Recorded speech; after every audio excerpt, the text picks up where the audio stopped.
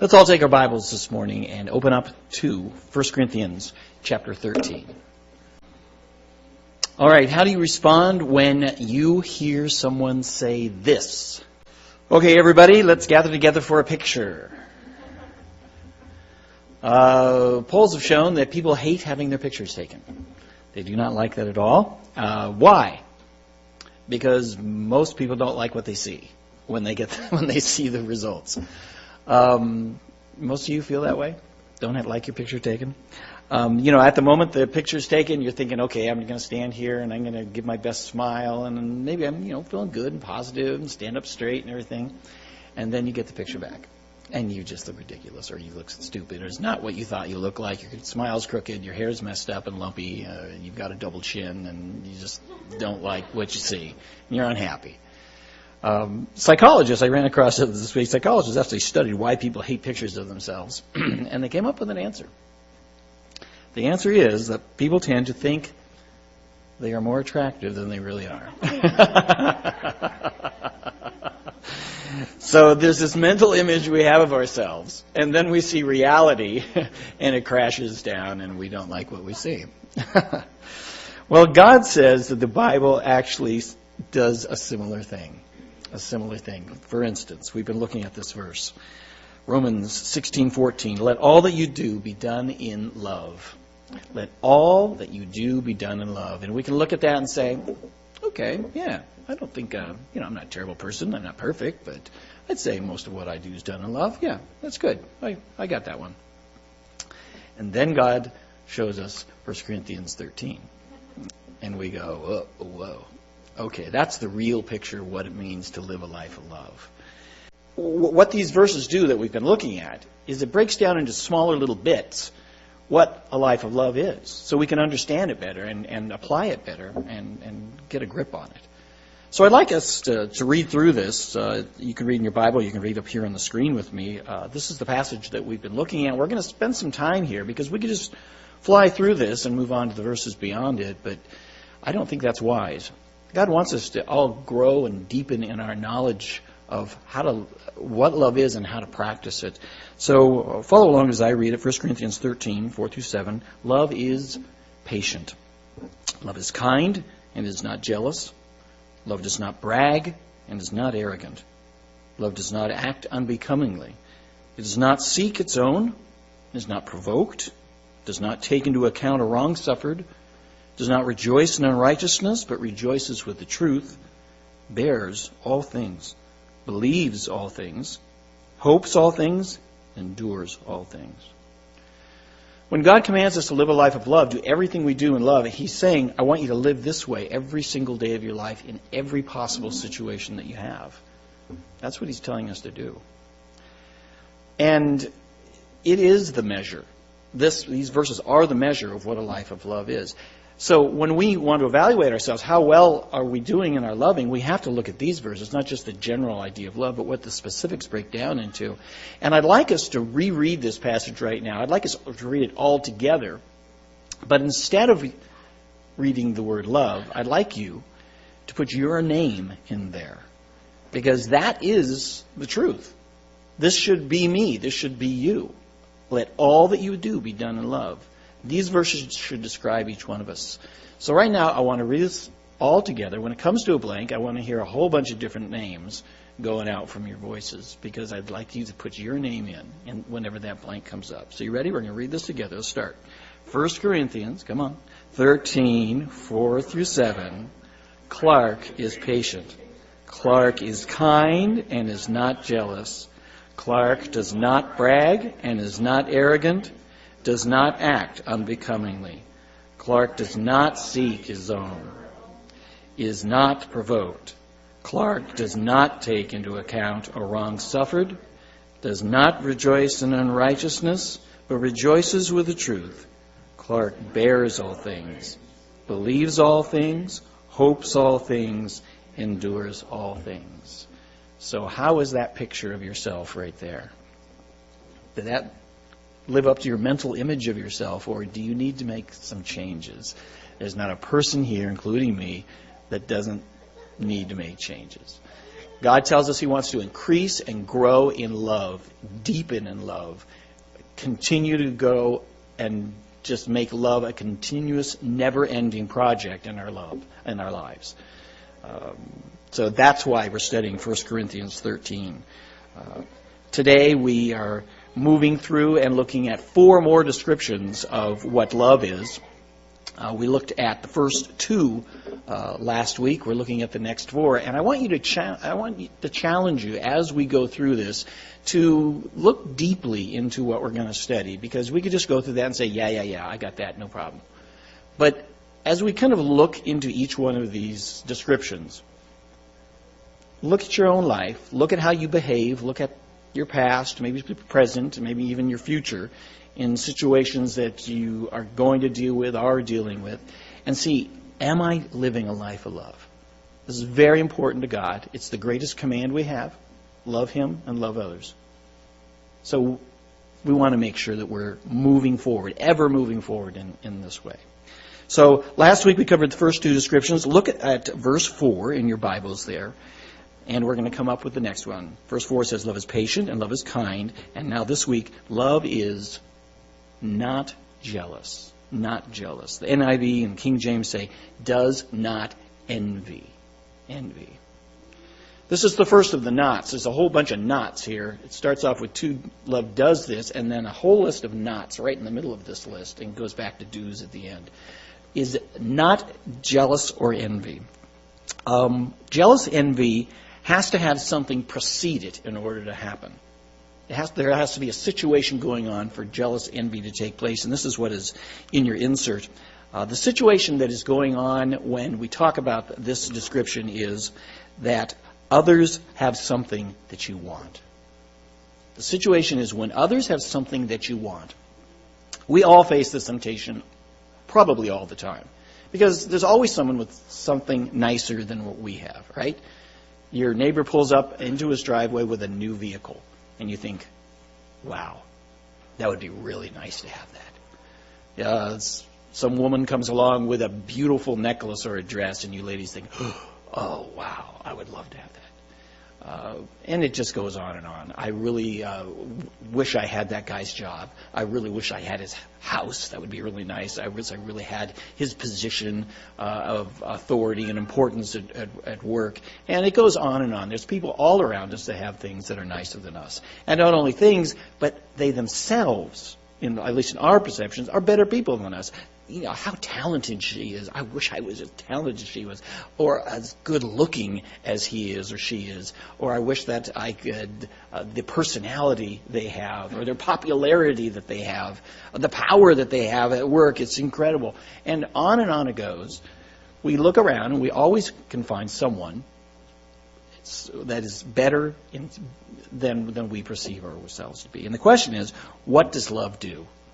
What does love do in a situation when you see someone who has something that you want?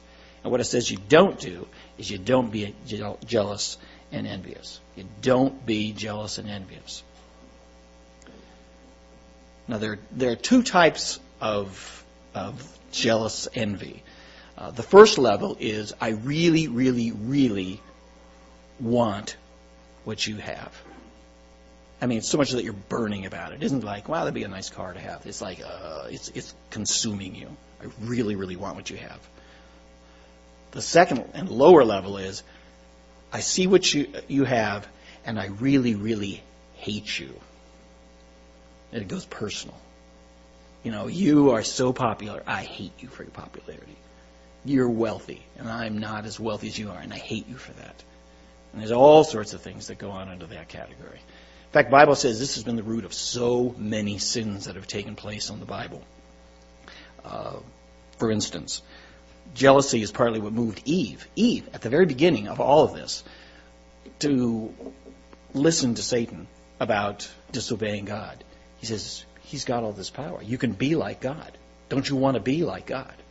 And it was jealousy that partly motivated her to do that. The next sin in the Bible was not murder. The next thing of the Bible was jealousy. As Cain looked at Abel's offering was accepted by God, Cain gets jealous. And in the fruit of all that envy and jealousy, he ends up killing his brother. Joseph's brothers sold him into slavery because of jealousy. Saul searched all through Israel to kill David because of jealousy. Daniel was thrown in the lion's den because of the jealousy of the officials around him. Jesus was crucified by the Pharisees partly because they were jealous of his popularity with the people. This is a root sin of so much treachery and evil and murder in Bible times and throughout the history of the world. This is a bad sin. So what does love do when it sees people has nicer things than itself? What did we say? Love is the target of love. The target of love is others' welfare, not my welfare. Love remembers the target of love is other people's welfare, and so then I'm going to respond to this really nice thing that this other person has in a way that focuses on them, not me. Jealousy and envy focuses on me, my welfare. You kill that, and what do you have left? You're focusing on their welfare. This is what love does. You be glad.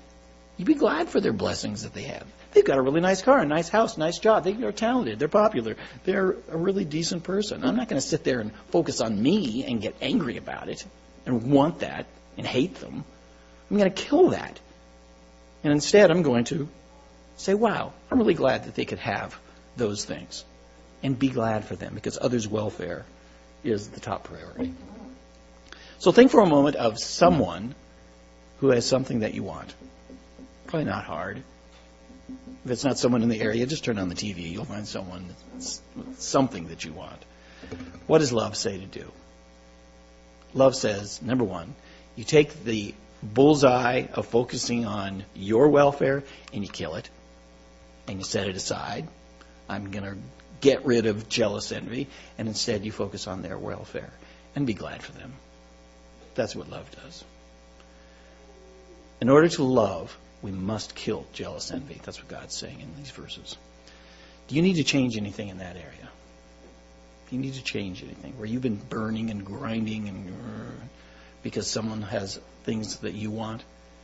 Or maybe it's the worst level. You actually dislike a person because they have things that you want. You don't want them to have those things.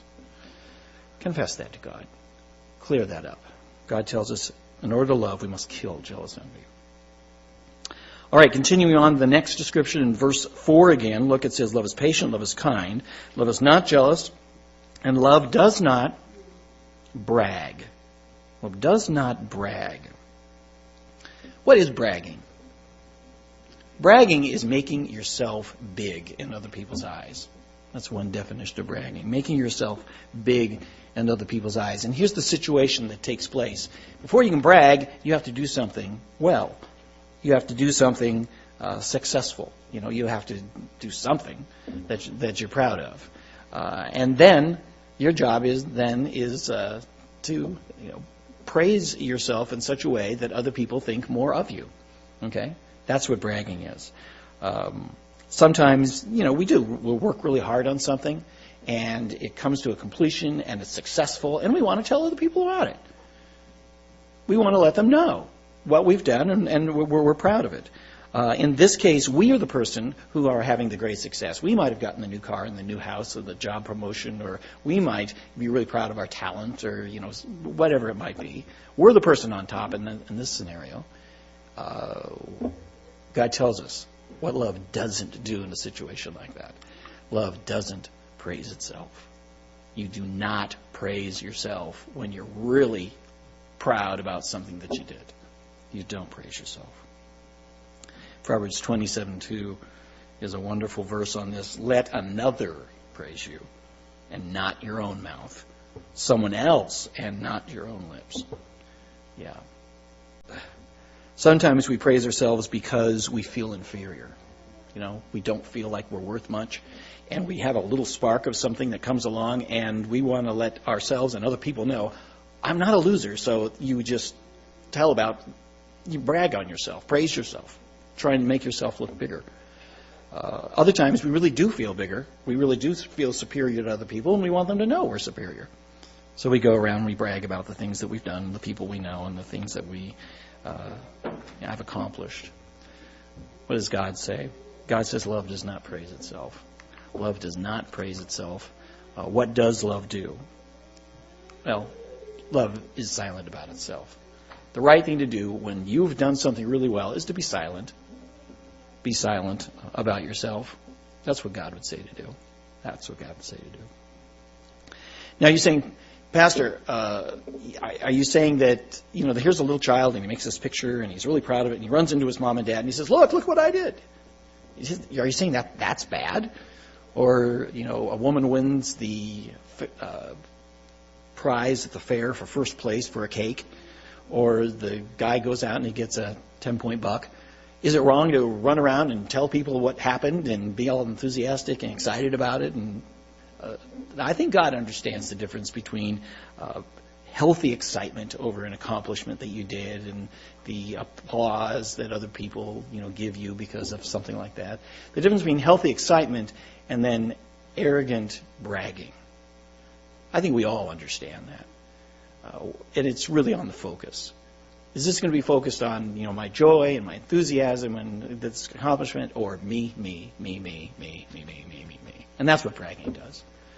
And God says, if you are going to live a life of love, you got to kill bragging every single time it comes into your focus. So think again of something that you've done really well. Can you think of something that you're really proud of, that you've done well? Maybe it's some decisions in the past, something that's going on right now, something you've accomplished, maybe something that you are. It's your personality, or it's your, innate to you. What does God say to do? What does love say to do? Love says, remember the target. The target isn't your welfare. You've done something really well, you still have to think about other people. So you kill that, and you focus on other people's welfare, which means you be quiet about yourself. Focus on them. Don't focus on yourself. Focus on them. And be silent about yourself. And if they praise you and if they congratulate you, say, thank you very much. I appreciate you. Thanks. But not like, well, let me tell you about how great I am. You kill that, and you just accept a thanks and a congratulations. In order to love, we must kill praising ourselves. We must kill that. Do you need to change anything in that area? Have you been prone to do that about something? We're under this thought that if I, feel inferior, I will brag about myself, and then other people will think higher of me. Do you normally think higher of other people when they're bragging about themselves? It's like the opposite. It's like it lowers the person in your mind. So don't, not only is it not a loving thing to do, it's just a stupid thing to do. It doesn't make you look better. It makes you look worse. So be silent, God says. Let others praise you. You be silent. All right, continuing on the next description, verse 4. Love is patient, love is kind, love is not jealous, does not brag, and is not arrogant. Is not arrogant. Take a paper bag, like a lunch bag, blow into it, and what's going to happen? It's going to puff up, get bigger. That's what this word arrogant means in the Greek. It means to puff up and get bigger. Whereas bragging is making yourself big in other people's eyes. Arrogance is making yourself big in your own eyes. I'm big. I'm the big guy here. I'm important. I've got this position at work. I've done this accomplishment over here. I got that buck. I made that cake. And not only, it doesn't matter what, in this case, what other people think. It's me. I am important. I am pretty good. I have what it takes. God says, wow. In that situation, again, it's a situation of where you do something well. It's the same situation as bragging. But bragging is external. Arrogance is internal. And it's where you think that you're important. You think about your own importance when this happens. When you do something well and you think about your own importance, what does God call that? Unloving. Unloving. That's an unloving thing to do. Why? Because of where the focus is. Right? We're focusing on my welfare, me. And you're just telling your own self, I'm really important and I have what it takes. So even when we do something well, we're supposed to be focusing on other people, not ourselves. That's what God says to do. Here's why. James 1:17 says, every good and perfect gift is from above, coming down from the Father. How many good and perfect gifts? Every single one. So that means when things go well, ultimately it's because of God, not us. Not us. Ultimately it's from God. So when things go well, who should you be thinking about? Yourself? No, you should be thinking about God and being very, very grateful for what has gone on. Think about God's generosity in letting you succeed when things go well. That's what love does. Doesn't think about yourself, always thinks about others. That's the bullseye. You might say, well, look, I worked really hard and made a lot of sacrifices to get that buck, to make that cake, to get that car, to make that job promotion, to put my talent into use and to become what I am. I did a lot of stuff here. And we would say, well, yeah, but what if God hadn't blessed all your hard work and sacrifice? You know, if you go out this spring and you plant a garden, you put a lot of hard work and sacrifice into that, make it the best thing possible, all the work that can possibly go into that, what's going to happen with all your hard work if God doesn't bless it? But it's gone. No rain, no protection from all sorts of pests and blights and problems that can come along. Change the weather up and nothing happens. And that's not just if you're going to do a garden. That's if you're going to have a marriage or parenting, or if you're going to work on the job or have friendships. If you have success in any of those areas, yes, you need to do what we call carrying your end of the log, put in all the hard work. But if God says, nope, that's not going to be successful here, it's not going to happen. The ultimate one who determines whether or not you have had success is not you. It's God. So when you have success, thank Him for it. Thank Him for it. Think about how generous and kind He's been to you. And don't think about yourself. So think of something, again, that you've done really well. Something that, you feel good about. And, a healthy pride in. That's good. That's good. Healthy pride is not bad. But the question is, what does love say to do? Love says, number one, kill the self-focus, thinking about how great you are. Get that out of the way. Just move that and focus on the bullseye that God says to others' welfare. In this case, God. God, you gave me the success. I could have worked my tail off and nothing happened, but you said, I'll bless it. And so you thank God. And you think about how generous He's been to you. Do you need to change anything in that area? It's kind of lower, thinking about how important you are. God says that's a good place to be. That's why God humbles us. You do that garden, you put in all that work, and it turns out nothing. Is that because God hates you? No. God says sometimes it's very good to have your face in the dirt, flat, humble. Sometimes that's very good because it lowers our importance in our own minds. And so you do something at work and it falls flat. God hates me. No, God's loving on you because He wants you to be a humble person. Paul's thorn in the flesh was to keep him humble, not because God hated him, because God loved him, wanted to protect him from a high view of himself. God will do that. If you have something in your life going on that's fallen flat and it's not working, number one, examine your own ways. Are you making some unwise choices? God may be trying to teach you wisdom on how to do things well. But if you're doing everything really well and it's fallen flat, realize God's gift to you right now may be to humble you, to knock you on your face in the dirt and say, see, you're not as important as you think you are. I'm important. God resists, pushes away the proud, but gives grace, generosity, kindness, help to those who are humble. And so He'll regularly humble us. And maybe you're there this morning. You feel very low and flat on the ground. And God is saying, sometimes that's exactly where I want you to be. If that's where you be, tell God, I humble myself before you. I accept this difficulty. And then what does God say? God says, humble yourself before the Lord, and He, in time, will lift you up. He'll lift you up again. Just make sure your life is right before Him. And if He's humbling you, accept that and thank Him for that. Because pride is a life ruiner. It just ruins our lives. So in order to love, we have to kill thinking of how important we are. Have to kill it. All right, one more description we're going to look at this morning. If we move on to verse 5, it says, love does not act unbecomingly. That's my version. NIV says, love is not rude. Not rude. Why do we have table manners? Why do we have table manners? Now, I was raised, one of the big things I remember my mom saying to me 100 times, don't put your elbows on the table. I'm not sure why, but don't do it. Okay? Don't reach for the food and kind of make a scene by getting the food to the table. Don't, obviously, chew with your mouth open. Don't burp at the table. There's a lot of table manners. Why do we have table manners? Let me ask you this.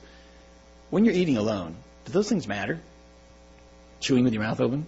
Burping? Is that a big deal? Not really.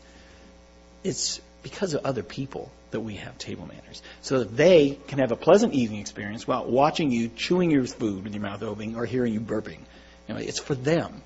In other words, table manners is for love.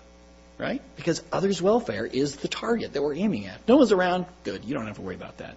But when someone else is around, you want to do the right thing and be polite. And that's what this is talking about. The situation that's going on here is that you are interacting with other people. You're having some sort of relationship experience with other people. You're interacting with them. And God says, here's what love does not do in that situation. It is not be rude and unmannered. It is not rude and unmannered. Okay? Instead, what's the opposite? The opposite would be, look, you're being polite and respectful. Polite and respectful. That's what love does. The Corinthians, as we've come to learn, were a very rude church. Very rude church. We've talked about this before, but imagine we're having a supper downstairs after the service, and we can all smell it up here, and we're excited and getting hungry, and then the final amen goes, and imagine, about a quart of you tear out of here. You go downstairs, and you start eating all the food. You just start. You just dig in. And the rest of the people slowly work their way down. The people who are mingling and people are putting things away. Finally get down there, and the food's gone. And they didn't get any. That was going on in the Corinthian church. They were doing that. We laugh at that. That was going on in their church. In addition to that, during the service, Paul tells us that there were some people who, a person would stand to be able to speak and what God had laid on their heart.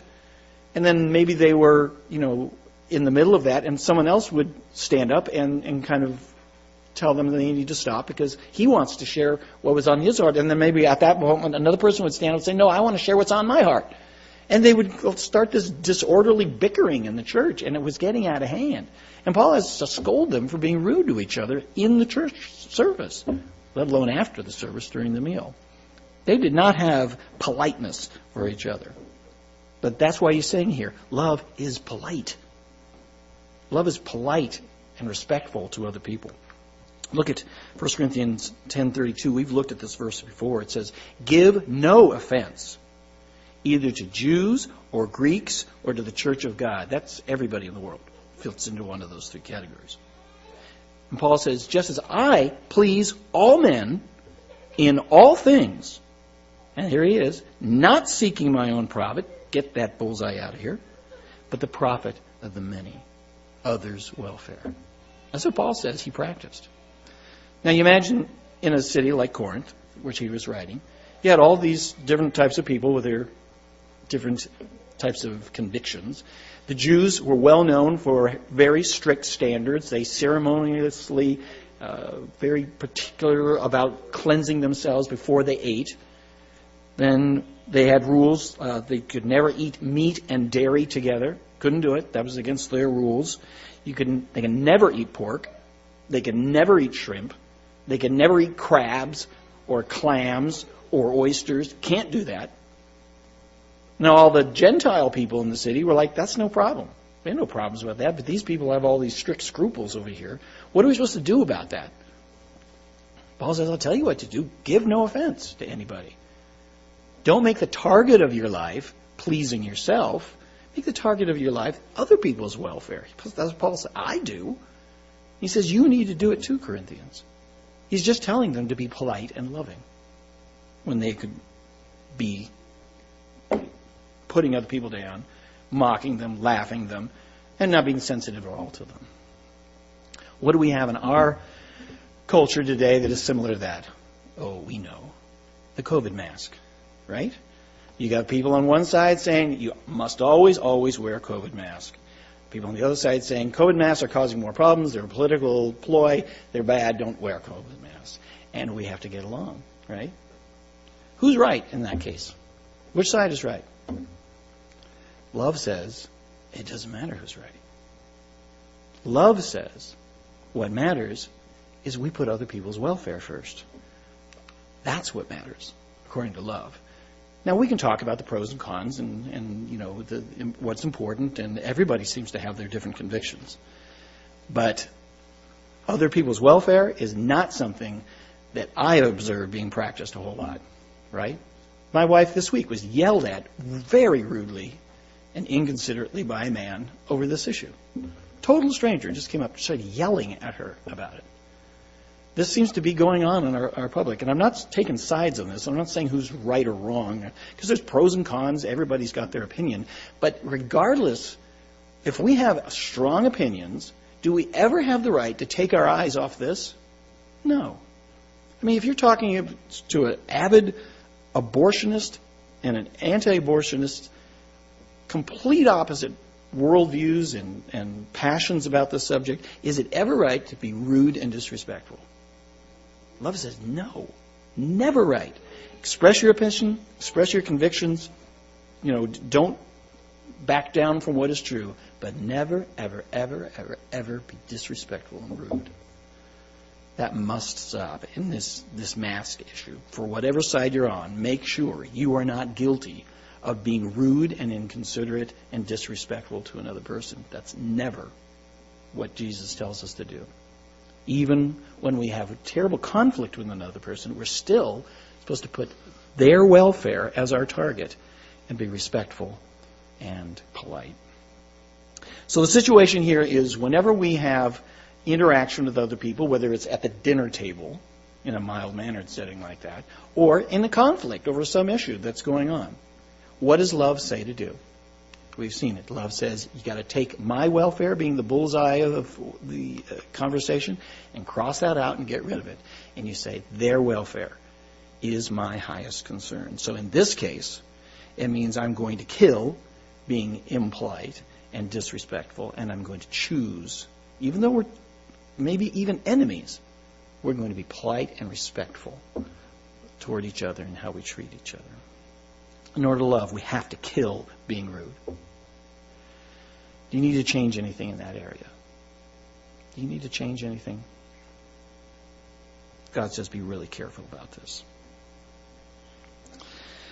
So, in these verses, God has held up a picture for us of what it means to live a life of love. You and I have now had the opportunity to look at that in detail. And how are we measuring up? How are you doing in that? You know, in one way, living a life of love is quite simple. This is what we need to do. Our feet hit the floor in the morning. That is our assignment for all day. Jesus first, others after that. Others' welfare. It's very simple to understand. It's not complex, but it's very hard to do, isn't it? It's very hard to do. So as we close, let's just review this. In a situation when others have something that you want, what are you supposed to do? You aim at their welfare. What does aiming at their welfare mean in this situation? It means that you are glad about their blessings and you kill being jealous. That's what it means.